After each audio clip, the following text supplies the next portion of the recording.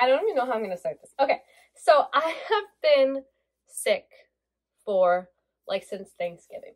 And you can probably tell because I still sound freaking terrible and I can't talk without sounding like I'm so stuffed up. But I've been sick since Thanksgiving, on and off. And because of that, I haven't been able to decorate my Christmas tree. And I also haven't been able to film any videos. So I thought, why not kill two birds with one proverbial stone and make a video decorating my Christmas tree while talking about a topic that is very interesting to me that popped off over the weekend. And again, sorry I sound terrible because I literally have trouble breathing through my nose. But I wanted to film a video because I do miss filming videos, and it sucks because, like, it doesn't even seem like that hard, like, oh, to film a video or whatever, but just like talking for long periods of time like drains me because it's like I have so much stuffed up stuff in there that it's just like ugh. So I haven't been able to film, and it sucks because, like, being home, like, having more free time than I normally would because I'm sick, you want to film a video but you can't because you're sick. So in lieu of that, I wanted to film this video while decorating my tree and talking about, like I said, a topic that I think a lot of people in the book community are talking about right now, and that is the review bombing scandal that dropped over the weekend. I think Saturday was the first day I heard about it. So I want to talk about it because I feel like it is something that reviews in general have just been a thing that, like, you hear so many people talk about lately, with authors getting into trouble because they just, they don't know how to act.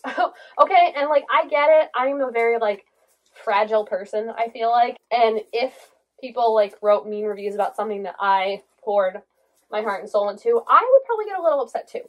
But it's the way people react to that. Because you have to remember, when you put a piece of media out there, whether it be a book, a movie, a piece of art, anything really, that is now open to critique, you know? And unfortunately, people don't always share the same opinions as everyone else. What's interesting to you isn't interesting to someone else. There's people that absolutely adore movies that I don't like, and there's people that cannot stand movies that I think are fun. There's even, like, TV shows and movies that I can admit aren't the best critically, but they're entertaining to me. And, you know, that's the beauty of art. Art is subjective, and you get to find people who you connect with through the things that you like, but you also will see people, I think especially now, it's so easy with book talk and Goodreads and everything, to find people who will not like what you do. And it's hard to ignore that. It is hard to ignore that. I understand. Like, it's hard not to take it as a personal slight, something you poured your heart and soul into, and someone doesn't like it. And I think because it's so anonymous, like, in a way, you know, if it's online, it's easy to overreact in a way. So we've had drama in the past of, you know, authors being like, hey, if you get an arc, you're obligated to leave a good review of it, or something like that.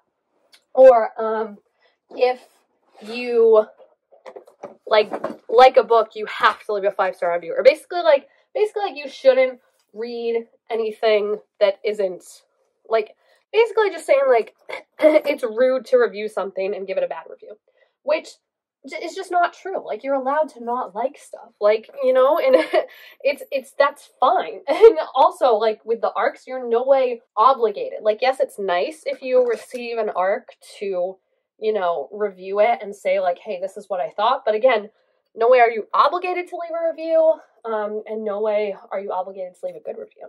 So the stuff we're talking about now, though, I think is just, like, the tip of the iceberg, because this is, like, just crazy on top of crazy, honestly. So there's this author, Kate Corin, I think is how you say her name. She's a debut author. She has a book coming out next year, a fantasy romance book called Crown of Starlight. I personally hadn't heard of this book before. I have been like not as involved in, like, the reading community as I used to be. So I check Goodreads maybe, like, every couple months just to see, like, what the upcoming books are, especially for, like, YA, like, what's big there. But unless it's a Percy Jackson book, I'm really not on top of it unless I just happen to see it. So I hadn't heard of this book, but I do know that, like, it was getting good reviews. Like, I think someone said it was supposed to be, I don't know if it's still going to be, but the Illumina Crate book of May, it was supposed to be. So yeah, it was clearly, like, getting buzz. It was getting buzz and it was getting traction. And I think had this not happened, it probably would have done decent. So what happened, in case you haven't heard, is that Kate Curran, it was found out to be, there were all these Goodreads accounts that people noticed were rating really low, like 1-star reviews of these other fantasy, romance, kind of similar genre books that were coming out, debut books that were coming out next year. So kind of like the peers of Kate Corian. And especially like, I think some of them are like in her imprint and like the same publisher and stuff like that. So people were like, meh, which like interesting. Like maybe, you know, someone just doesn't like these books, right? Like this one person could not like these books. But when people started to dig into it more, they noticed that there was a lot of similarities between these accounts. They were rating these books low, all these same books, which again, because they're not out yet, it's always, I feel like, a little suspicious already that like you're rating these books so low, you know what I mean? And they're not out yet, just to have that many people, not unheard of, but I feel like generally if you see like a lower rated review for a book that's not out yet, the person generally leaves a review explaining why they didn't like it, you know, because it is a book that's coming out and someone might be curious, like why they didn't like it, you know? But in that, they were also rating one book very, very high, 5 stars, and that was Kate's book. So that was a little suspicious. It just raised a little flags. So then when people started to look more into it, they noticed that there were also all the same lists that these books were on, and they upvoted every single list with this book on it, with Kate's book on it. And that's where it starts to get a little more weird, because it's like, wait, why are you like so dedicated to this book that hasn't come out? You know what I mean? So lo and behold, people start to realize, hey, something's not adding up, and it comes out that these books are intentionally being review bombed as like competition to Kate's, you know, all the books that could be potential competition for her, which again is really sad because like they're imprints, you know, they're her peers, so it's really messed up. And I saw someone point out, like, it's one thing if like you had made fake accounts to like give your book 5 stars, that's a little weird, but like, okay. But the fact that you're gonna take the time to give 1-star reviews to your peers who are also debuting next year is really, really sus. So when all this came to light, and this was going on behind the scenes for a while, I guess like the writers themselves were trying to work it out. One author in particular, the author of Iron Widow, they have a really good list of everything. I want to leave their like Instagram, like the story, linked in the video down below, because they explain it all. They explain it all and how they tried to reach out to Kate and explain this and how it's been kind of just like weird relations, you know? So this comes out, this like 30-page Google Doc with all the evidence showing like that these accounts seem to be like targeting the same books, and they all have very similar lists, like I said, of voting for lists, and they all rate 5 stars for Kate's book. So this comes out, and I'll leave the Google Doc too in the description because it is impressive. Like you can, when you mess with someone who like literary is like their main their main like interest, you know you're in trouble. It's kind of like messing with a lawyer in a way. They're going to have their receipts and they're going to have their evidence. So this comes out and Kate responds basically like, I am shocked. This explains why my book was like fluctuating, like good, bad, like reviews and stuff like that. And I can't believe this is happening. I'm going to try and figure this out. So not really a good response, just being like, what is happening? And then it comes out that Kate, her next response is, this was a friend of hers. This was a friend that knew she was really anxious about the competition and about her book not doing well, and she tried to help her out, you know? So Kate came with Discord messages, which honestly, if you read the messages, they seem written by a fantasy writer. Like, you know, you have to take it with a grain of salt. And a lot of what people pointed out was the timestamps are very sus for them. Like in the middle of the conversation, it says like something came in from yesterday, and then the next thing's today, and then the next thing's yesterday. Like the time doesn't make sense. So people are like, hey, the time doesn't kind of really make sense for this. Could you just send us like any other communication you had with this friend? And she has not been able to. She has still not been able to this day. And this is where it really gets interesting, because Kate is part of the Raylo fandom, which are people who ship Rey and Kylo from the new Star Wars movies, which I think they actually did get together. Like, spoiler alert, but he died, I'm pretty sure. But, like, they were together for a hot minute. So I guess a win in that sense for the Reylo community. But they are a diehard community. I think, like, there's one of the biggest ones on Tumblr, like, every year or something like that of, like, the ships. And there have been authors who have had books based on Reylo fanfiction before that have gotten published. Specifically, the biggest one that comes to mind is the Kiss Hypothesis, something like that. Allie Hazelwood, her first book is Reylo fanfiction. The Reylo fandom, which Kate is a part of, came out and was like, listen, we have never heard of a Lily. Like, all these people who are like, I've been involved in the Reylo fandom, which, again, that Star Wars movie came out in 2015, so we're looking at maximum 8 years. People who have been involved for a long time have been like, I've never heard of a Lily, and this seems super sus and suspicious, and it just doesn't seem right what she's saying. So now, people are like, okay, she's totally trying to deflect the blame onto this mysterious friend. She's saying she's very upset. These are her friends. She would never want this to happen. And that's kind of the last we heard of it on Kate's part. She's gone silent. Her X, is privated now. And I think what's really interesting and really irritating for me is that you can't rate her book on Goodreads. I don't know if they changed that, but it was locked for a period of time because they didn't want this to affect her rating, which is super messed up when you think about it, because there have been so many, well, first of all, like, the authors that were affected by this review bombing, their books aren't locked. And there have been other authors, specifically authors of color, chiming in and saying, like, when they were getting, like, super awful review bombs, like racist review bombs about their books. Specifically, I saw the author of Cinderella's Dead talking about this. Goodreads did nothing. Goodreads was like, nah, like, you're totally fine, and didn't block it. So now, when a white author who seemingly brought this on herself has an issue, it's just interesting that Goodreads does something that they don't really do a lot. I don't think I've ever seen a book, like, locked like that before, where you can't review it. Steps in and is like, oh yeah, we're gonna stop this.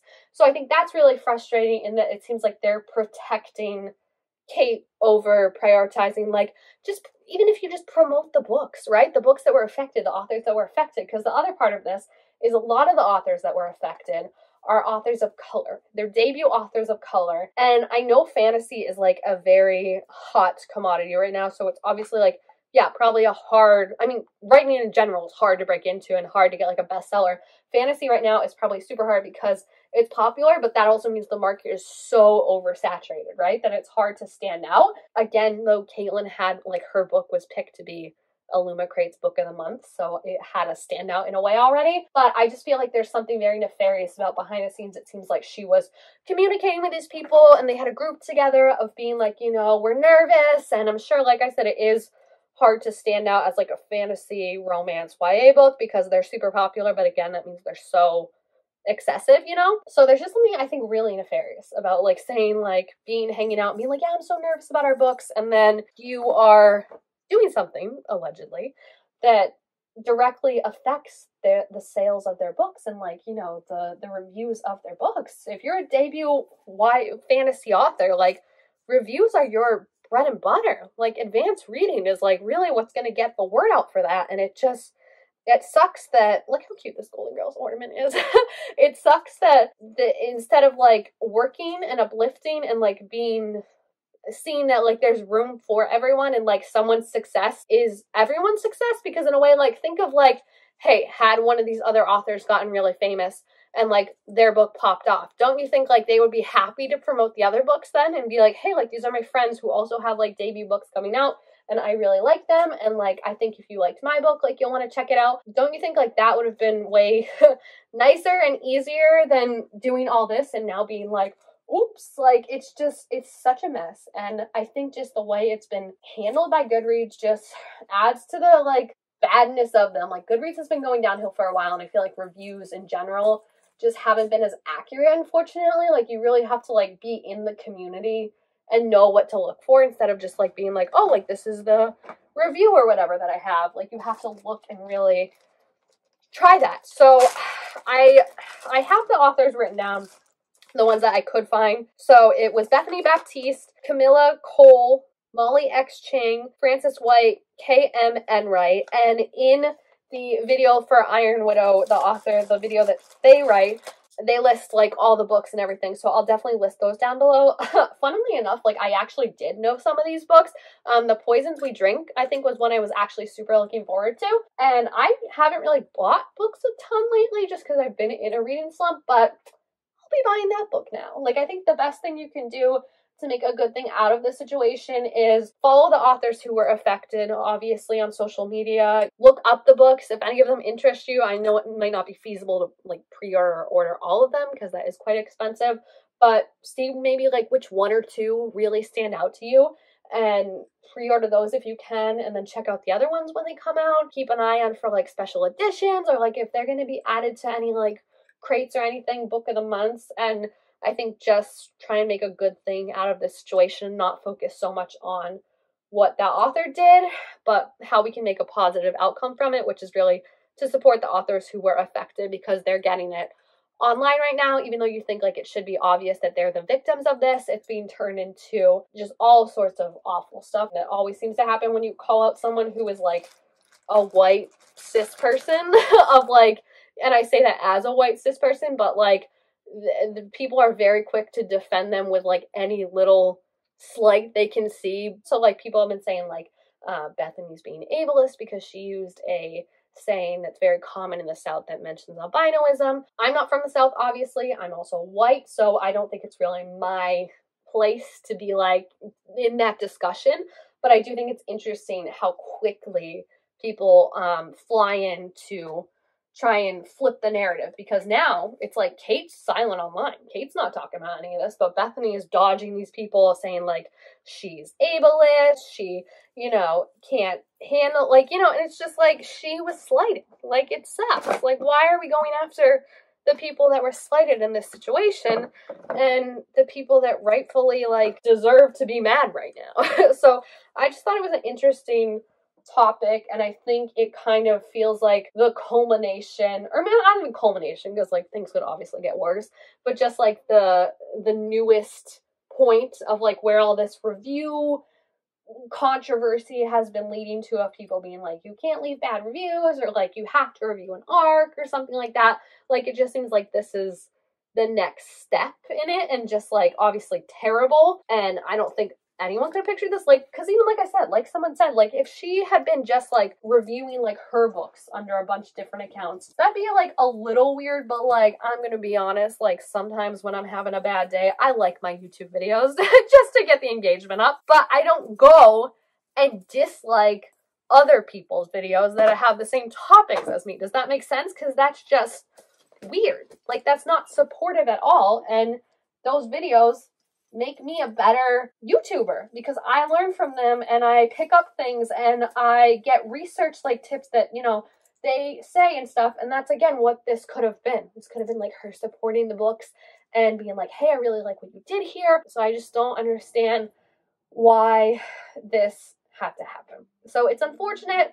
It's crazy, honestly. I saw someone that was like, imagine like Rilo with the steel chair, because Rilo coming and being like, we don't condone this. We don't accept this woman as one of ours, and like we've never heard of Lily, is just, oh my gosh, I just almost lost the whole tree.